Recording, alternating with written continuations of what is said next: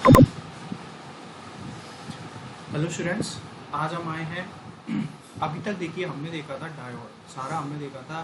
देखो अब तक हम देख चुके हैं पावर इलेक्ट्रॉनिक्स का पूरा सिलेबस, हमारी इसकी एप्लीकेशंस, हमारी कहाँ कहाँ पर पावर इलेक्ट्रॉनिक्स हमारी यूजफुल होती है। पावर इलेक्ट्रॉनिक्स के बाद हम देख चुके हैं सिग्नल डायोड, ठीक है।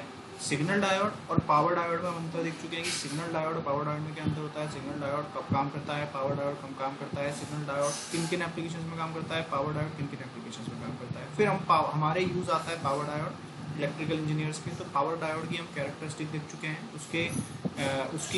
उसके यूज देख चुके हैं, और उसका हम देख चुके हैं कि उसकी रिवर्स रिकवरी कैरेक्टरिस्टिक, उसकी फॉरवर्ड कैरेक्टरिस्टिक। अब आता है हमारे सिलिकॉन कंट्रोल रेक्टिफायर। सबसे पहले फर्स्ट ऑफ ऑल आप ये देखिए कि सिलिकॉन कंट्रोल रेक्टिफायर और डायोड। अब हम कंपेरेटिव स्टडी करेंगे। देखो डायोड में, जब पावर डायोड में पढ़ा था तो पावर डायोड में तुम्हारी ट्रिपल लेयर स्ट्रक्चर थी, जिसमें P प्लस N माइनस और N प्लस 3 ही लेयर थी। यहाँ पर तुम्हारा जो सिलिकॉन कंट्रोल रेक्टिफायर होता है मेनली 4 लेयर होता है, P plus N minus P और N प्लस। ये 4 लेयर यहाँ पर होती है, जिसमें कि तुम्हारे 3 जंक्शन मिलकर बनते हैं, J1 J2 एंड J3। ये इसका सिंबल रिप्रेजेंटेशन होता है, जिसमें एनोड हो जाता है, कैथोड हो जाता है, और ये तुम्हारा गेट सिग्नल हो जाता है, जिसको हम कह देते हैं गेट सिग्नल। मतलब जो इसको गेट मतलब इग्नाइट करेगा।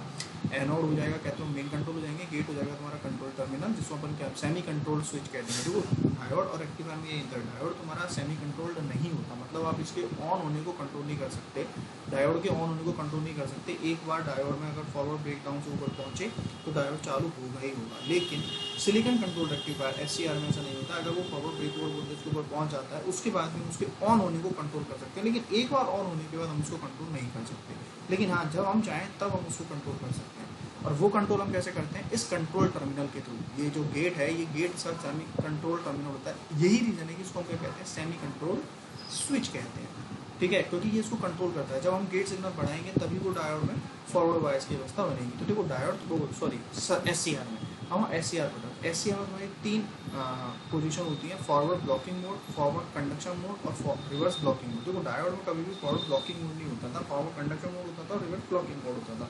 यहाँ पर हमारे 3 होते हैं, फॉरवर्ड ब्लॉकिंग मोड होता है, फॉरवर्ड कंडक्शन मोड होता है और रिवर्स ब्लॉकिंग मोड होता है। फॉरवर्ड ब्लॉकिंग मोड का मतलब हो जाएगा कि जब तुम्हारे J1 और J2 तो फॉरवर्ड वायस में, लेकिन J1 और J3 तो फॉरवर्ड वायस में, लेकिन J2 तुम्हारा रिवर्स वायस में, J2 तुम्हारा रिवर्स वायस में। इसको हम फॉरवर्ड वायस में लाने के लिए क्या करेंगे, गेट से सिग्नल देंगे। तो इसमें तुम्हारा SCR क्या रहेगा, ऑफ रहेगा। तो ये जो स्ट्रक्चर है ये इस तरीके की बनेगी। यहाँ पर तुम्हारा डायोड ऑफ रहेगा और इसको हम फिर कंडक्शन मोड में भेजने के लिए, मतलब ये तुम्हारी जो स्ट्रक्चर है वो तुम्हारी इस तरीके की बनेगी। और यहाँ पर तो इसका मतलब तुम्हारे डायोड में कोई करंट फ्लो नहीं होगा और तुमने IG 0 दे रखा है।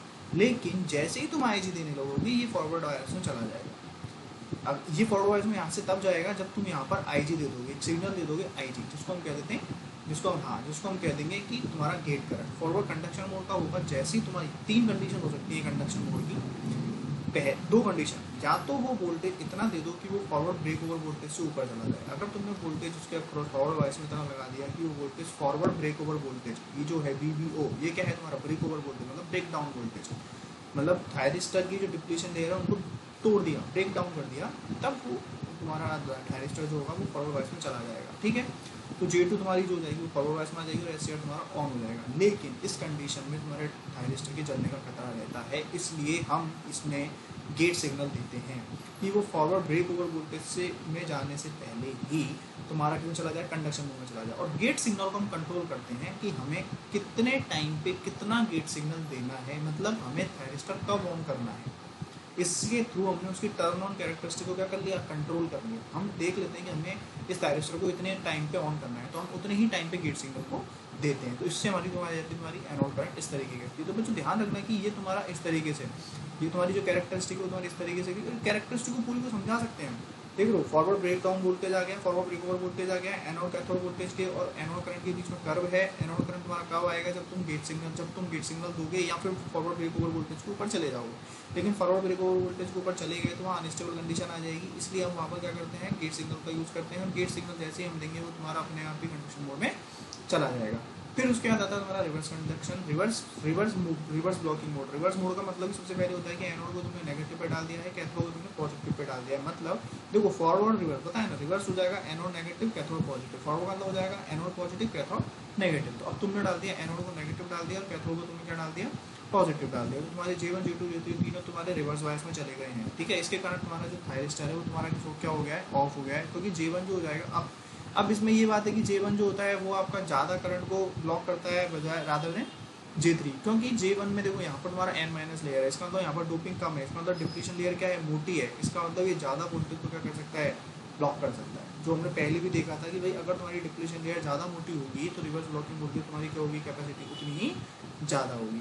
तो ये तुम्हारी इसकी रिवर्स कैरेक्टरिस्टिक आ जाएगी। तो देखो हमने इसकी कैरेक्टरिस्टिक देख ली, इसके तीनों मोड देख लिए जिन तीनों मोड में काम करता है, और तीनों मोडों के अंदर तुम्हारी कौन कौन सी लेयर्स J1 J2 J3, तो देखो पहली जो फॉरवर्ड ब्लॉकिंग मोड होगा उसमें J1 J3 तो रहेंगे तुम्हारे किसमें, फॉरवर्ड बायस में, लेकिन J2 रहेगा रिवर्स बायस में। जब तुम फॉरवर्ड कंडक्शन मोड में जाओगे तो तीनों फॉरवर्ड बायस में हो जाएंगे, जब तुम रिवर्स ब्लॉकिंग में जाओगे तो ये दोनों तुम्हारे रिवर्स में हो जाएंगे। ये तुम्हारा फॉरवर्ड रह भी ले तो कोई फर्क नहीं पड़ता, क्योंकि ये जो मेन लेयर है उनके यहीं से ही करंट पास नहीं हो पाएगा।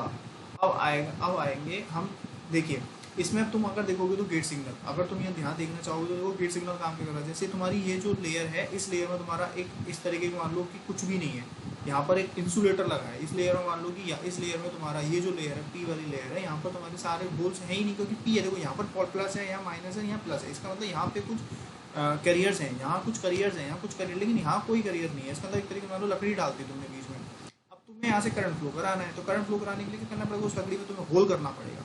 तो वो जो गेट सिग्नल है ना, वो गेट सिग्नल उसी होल को करने का काम करता है, क्योंकि जैसे ही वहाँ पर होल होगा वहाँ पर उसको कंडक्टिंग मीडियम मिल जाएगा और इलेक्ट्रॉन तुम्हारे उस होल में से निकल के आ जाएंगे, तुम्हारा करंट फ्लो हो जाएगा, ठीक है। तो जैसे तुम IG को बढ़ाओगे, मतलब गेट करंट को बढ़ाओगे, dig/dt तुम्हारा क्या हो जाएगा, बढ़ जाएगा, dig/dt तुम्हारा बढ़ेगा तो एनोड करंट बढ़ जाएगी, ठीक है। जितनी ज़्यादा एनोड करंट होगी तुम्हारा क्या हो जाएगा, टर्न ऑन टाइम उतना ही कम हो जाएगा, टर्न ऑन टाइम तुम्हारा कम हो जाएगा, फॉरवर्ड ब्रेक डाउन वोल्टेज पे तुम्हें कम जाना पड़ेगा। तो जैसे जैसे तुम IG बढ़ाते जाओगे तुम्हारा जो थायरिस्टर है वो तुम्हारा जल्दी जल्दी ऑन होता जाएगा। अगर तुमने IG यहाँ करी तो तुम्हारा ज़्यादा जाके आगे जाके ऑन होगा, तुमने यहीं डाल दी तो यहाँ जाके ऑन हो जाएगा, ठीक है। और जैसे जैसे IG बढ़ेगी ब्रेकडाउन वोल्टेज क्या हो जाएगा, तुम्हारा कम होता चल जाएगा। तो ये मैंने समझाना चाहा कि IG बढ़ेगी तो ब्रेकडाउन वोल्टेज कम हो जाएगा। तो ये तुम्हारा पूरा सिग्निफिकेंस हो गया गेट सिग्नल का, ये तुम्हारा हो गया कि तुम्हारा किस तरह से थायरिस्टर काम करता है, ठीक है। Thank you guys.